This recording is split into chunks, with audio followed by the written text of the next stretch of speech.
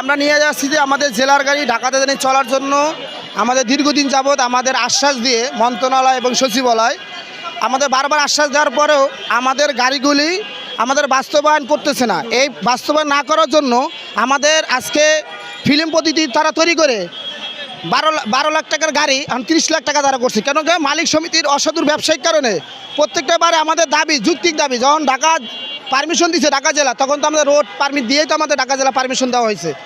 তখন আমাদের পারমিশন যখন দেখা হয়েছে, আমাদের 16টা ইউনিয়ন যখন কেটে নিছে, তখন তো তারা কিন্তু আমাদের 16টা যখন ইউনিয়ন কেটে নেওয়া হয়, তখন কিন্তু তারা আমাদের কিন্তু বলা হয় নাই। যদি আমাদের বলা না হয় তাহলে আমাদের কেন রাস্তায় এই গাড়ি চলার জন্য পারমিশন দেওয়া হয়েছিল? তাহলে এই জন্য দায়ী কারা? এই জন্য দায়ী বিএটি এবং মন্ত্রণালয়। অসাধু ব্যবসায়িকের কারণে কিছু মালিক সমিতিরা তারা কারসাজি করে, মালিক সমিতিরা কিছু মন্ত্রণালয়ের টাকা খাওয়াইয়া আমাদের প্রতিবার আমাদের গাড়িগুলি বাস্তবায়ন যদি না হয়, এই বাস্তবায়নটা বন্ধ করে দেয় তারা।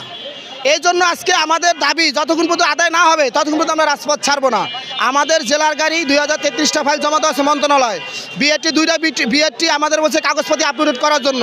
আমরা স্বর্ণ গয়না বেচে আমরা এই কাগজপাতি মালিক ট্রান্সফার করে নিজের নামে সব কিছু গাড়ি আনা হয়েছে, কাগজপাতি সব কিছু আপলোড করা আছে, কিন্তু আমাদের গাড়িগুলি এখনও পর্যন্ত কেন বাস্তবায়ন করা হলো না?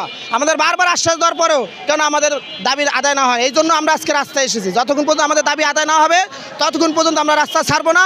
প্রয়োজন এখানে মরে যাব, আজকে ফয়সালা নিয়ে এখান থেকে চলে যাব।